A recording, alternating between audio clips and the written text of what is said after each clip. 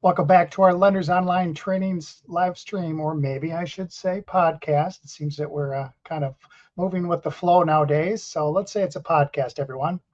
This is where we're going to focus on practical, real world credit insights for today's lenders. That's been our mantra. I'm Dave Stauffacher. Many of you know me that. And today is the day we're going to discuss two tales associated with reviewing commercial real estate opportunities. We're kind of on this commercial real estate thing.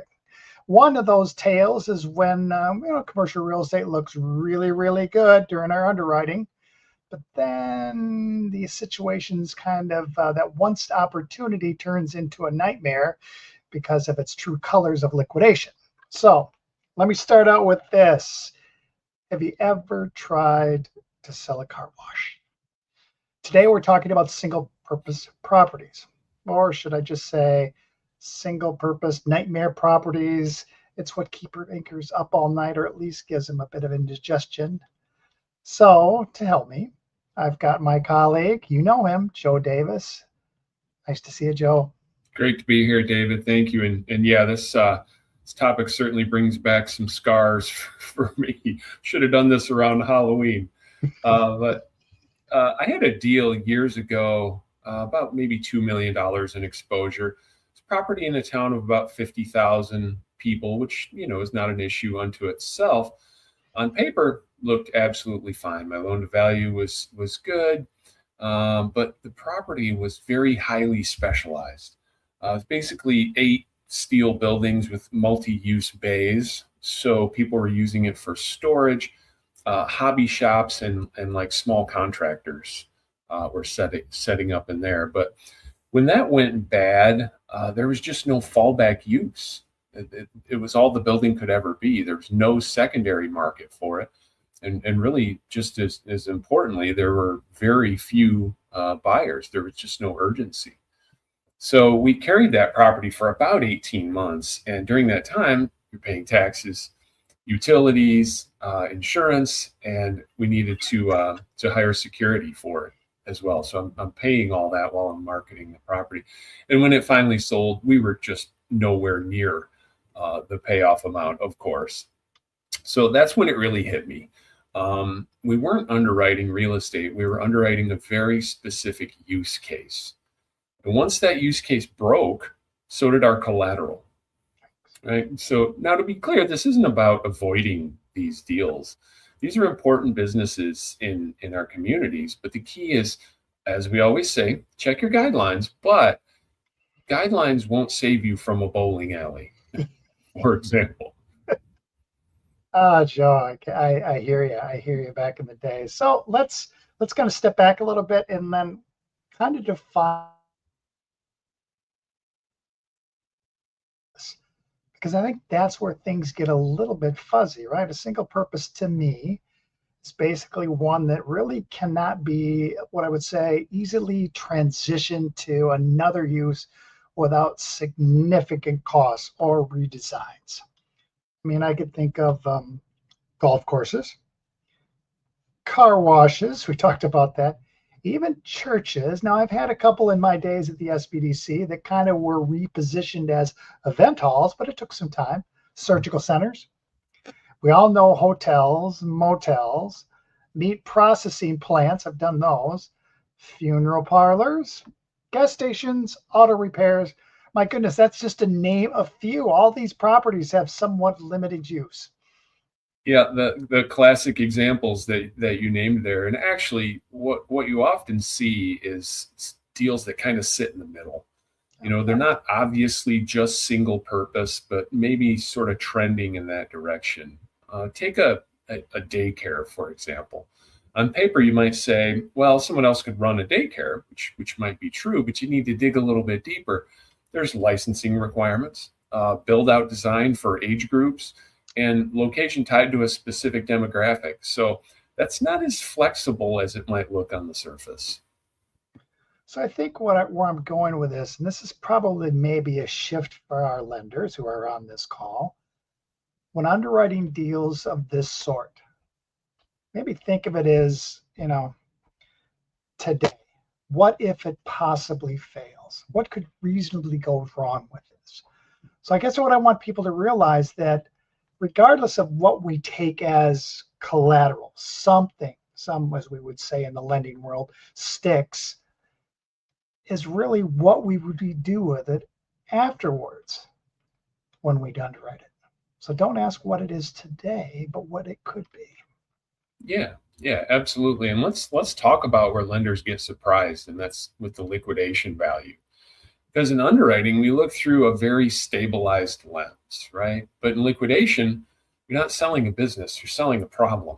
It's the way that I look at that. So let's go back to that bowling alley example. During underwriting, it's a going concern, it has revenues, it has a community presence. But then in liquidation, the equipment is probably outdated. If you're foreclosing on it, they probably didn't have a lot of money to keep up with the maintenance.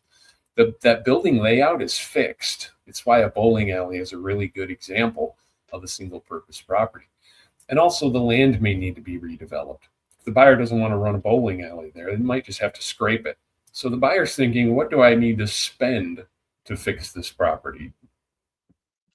I think that's where the math comes in, right? That's where the math breaks it, because the building has limited utility. Renovation costs are a lot more money today than they were when they actually built it. The timeline, we really don't know as far as if someone would be interested in it today, tomorrow, 6 months, 12 months, maybe 2 years down the road. And I think for our credit folks, those listening to the call, they could be junior lenders, credit analysts. Actually, they could be some senior lenders as well. I think the pause is, if you own this property today, who would you call to sell it? Not over time, but, I've always viewed that selling a business or selling a property is a little bit of a dance, right? I want to have at least 2, 3, 4 people that comes to the table that I can dance with. I'm not ready to get married, but who would I call right now? I think you might be limited. Mm-hmm. Let's move on to a slightly different topic. We hear the word comparable properties, right? With appraisals. And I guess the challenge with that is, I think at times as a lender, and I think I caught myself in this back in the days, is you become a little bit overconfident in what the appraisal says. What do I mean by that? I mean, most of the time your appraisals that you get, there's about 3, 4 comparable properties. They all have maybe a similar use. They may have a solid valuation that I might feel comfortable with, right? But if I spend the time, which I have to admit my fault over the years, I probably didn't read the appraisals as intently as I should have. But if you do go look at it, you might find out one of the properties might be, 100 to 200 miles away. Another property might have a totally different geographical mixture, a demographic mixture that probably doesn't fit its use. One might even need a significant amount of renovation just to get it up to something that a new business that would want to do something with. So all these subjective properties are kind of similar. That's what the appraiser tried to do with it. But really, are they reasonable comparisons that we would feel comfortable about in the community that we deal with? Yeah, and that's exactly it. And it's not always wrong. Sometimes they just don't have a choice. Unique property, maybe a rural area, there probably aren't a lot of comps. But as a lender, you really have to recognize that limitation, because that introduces valuation uncertainty. So what I watch for in appraisals, kind of some red flags, are if they have, as you mentioned, a really wide geographic radius. The wider that gets, the more accurate the value, or the less accurate the value, excuse me. I look for generic adjustments as well.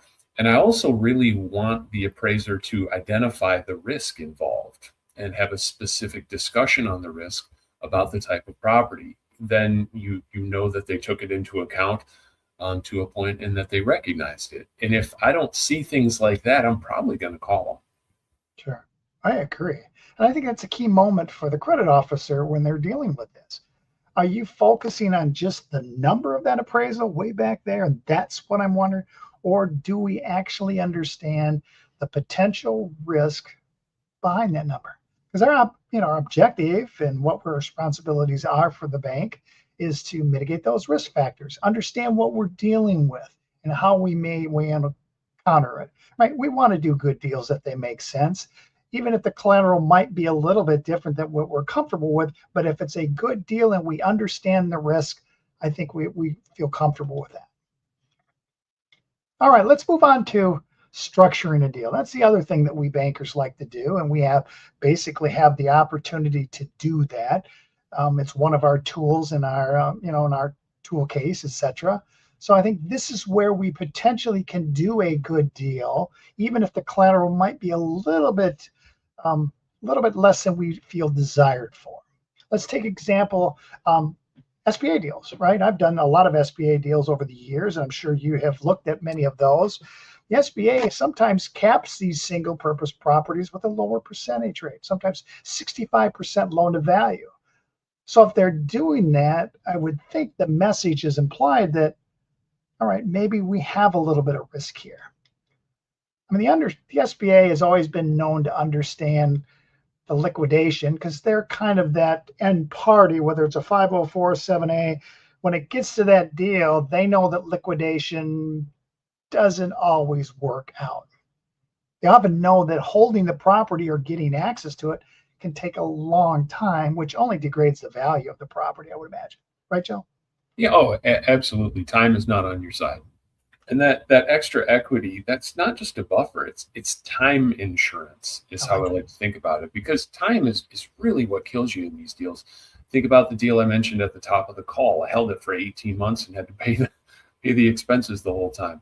Also, buyers are going to see the days on market, and that will certainly factor in. So time is not on your side. But let's say, look at a practical scenario. Maybe a general retail building.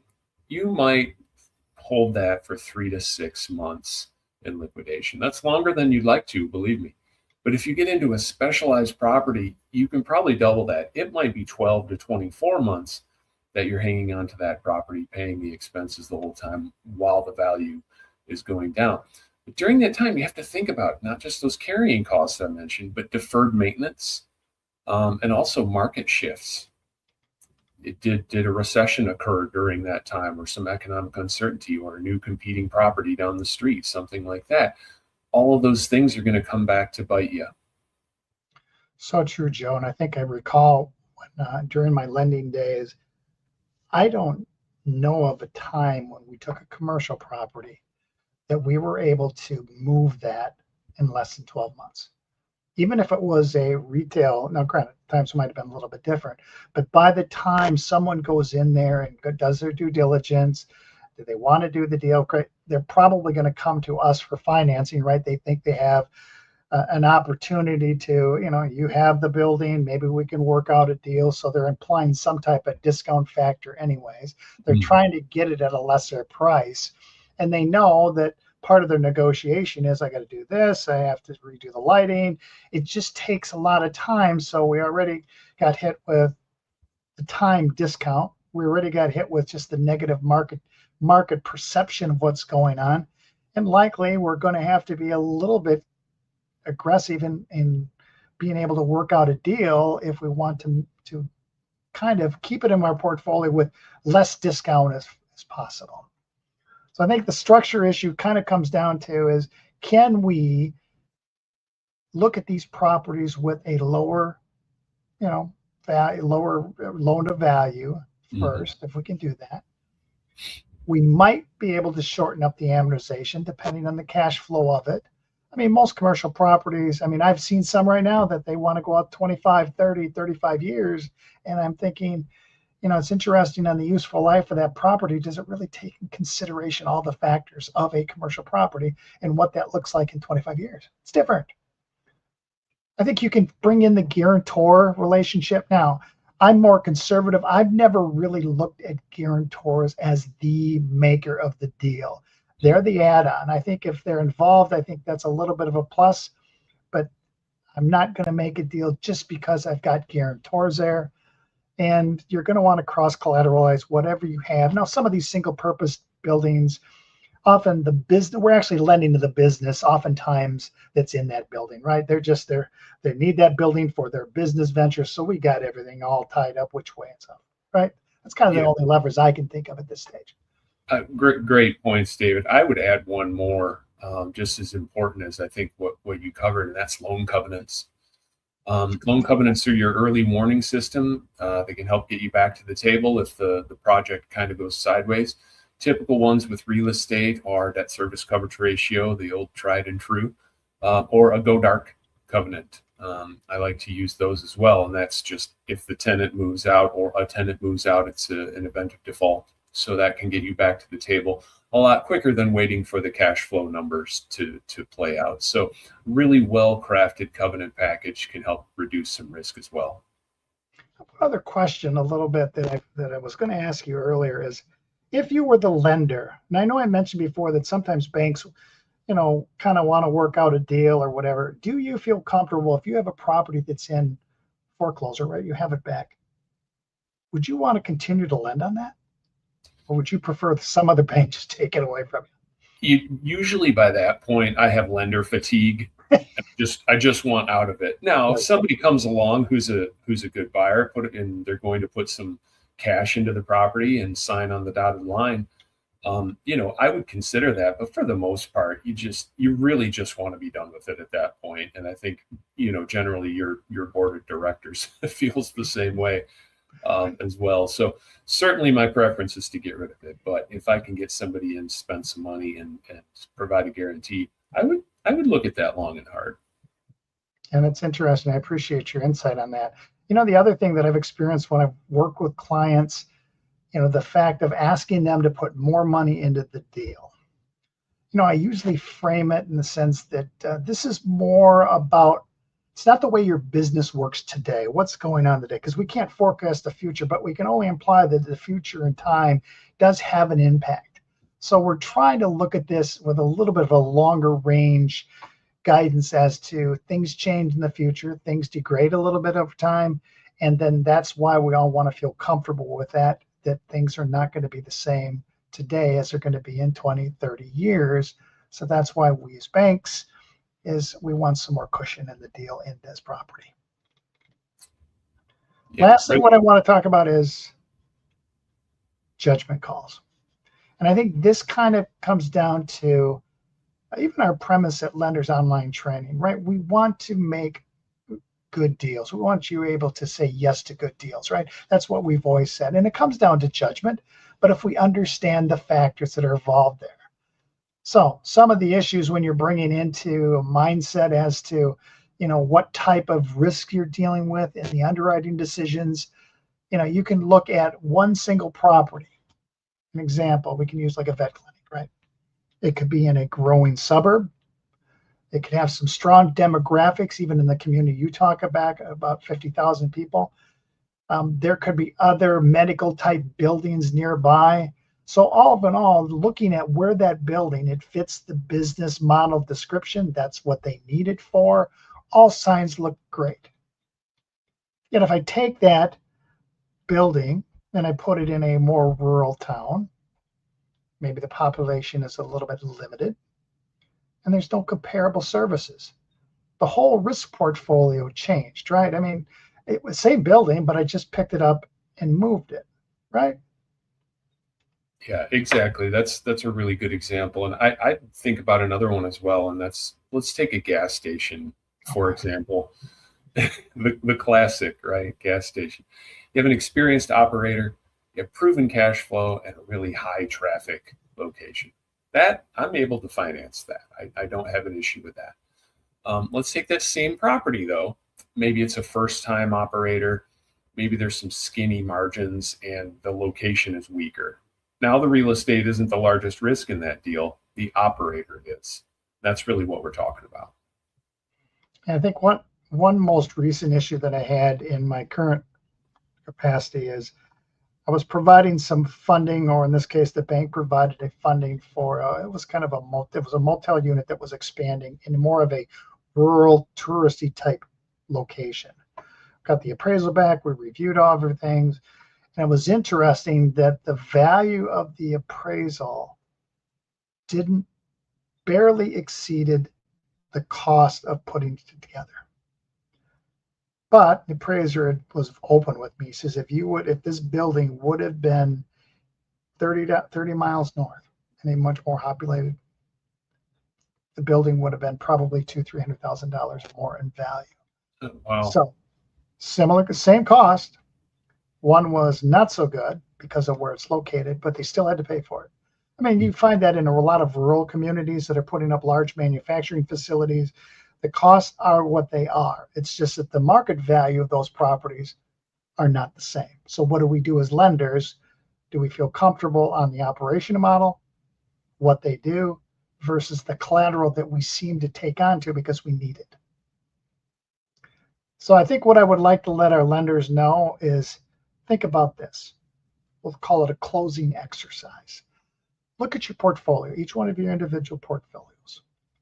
How many of those deals do you feel really comfortable with? The collateral that you have, are they really flexible? Do we understand the risks with the so-called collateral that we took because we needed collateral and that's going to make us comfortable?